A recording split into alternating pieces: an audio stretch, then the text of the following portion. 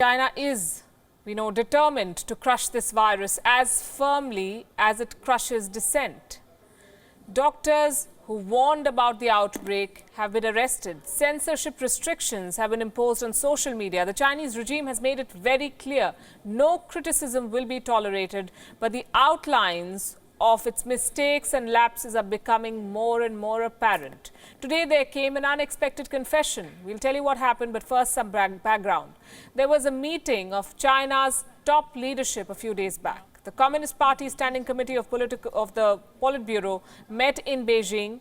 In attendance was none other than the president himself, Xi Jinping.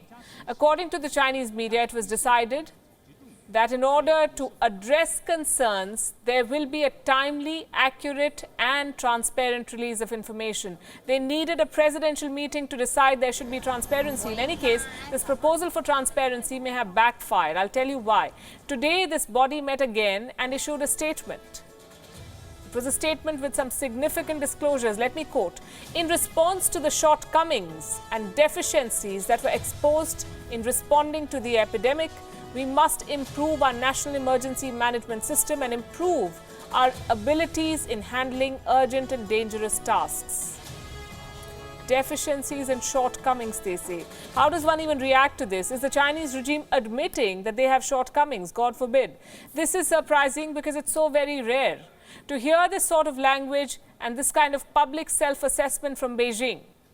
After all, China is a regime with repression baked into its system. Soon enough, the statement was taken down, the one that admitted to deficiencies. Much like doctors who turned into whistleblowers.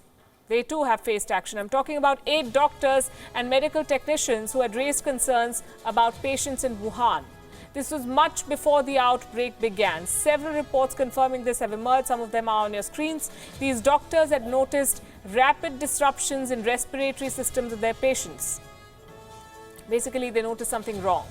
Soon the police held them for spreading misinformation. Instead of acting on their information, the system actually acted against them. So much for transparency in China. And here's something else China wouldn't want you to see.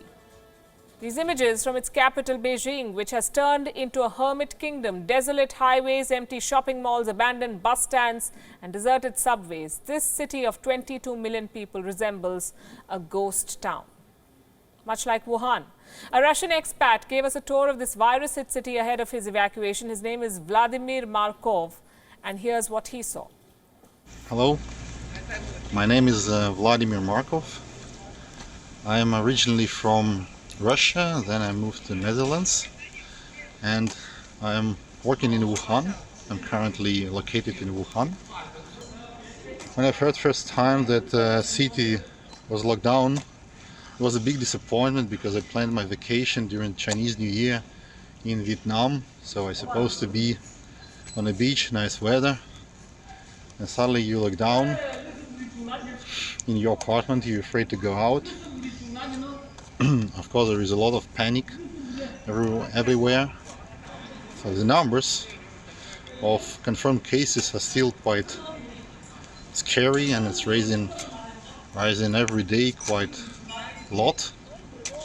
That's why I decided still to be evacuated to Russia. Wuhan, around 5 p.m. Sunday.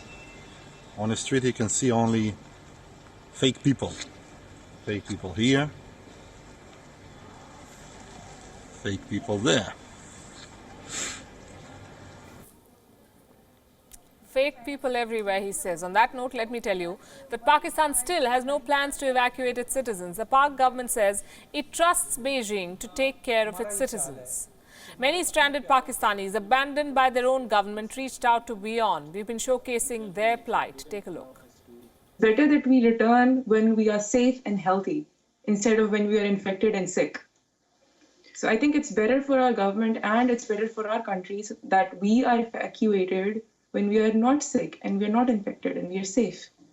And one thing more, our health minister, a few days before, he said in his press conference that WHO didn't allow us to evacuate our Pakistani students from Wuhan. So if WHO don't allow you to get evacuators, then why did they allow other countries to evacuate their students? So please don't make lame excuses, as all other countries have been, all other students, they have already been evacuated from Wuhan. So please don't make lame excuses, and we would request you to please evacuate us.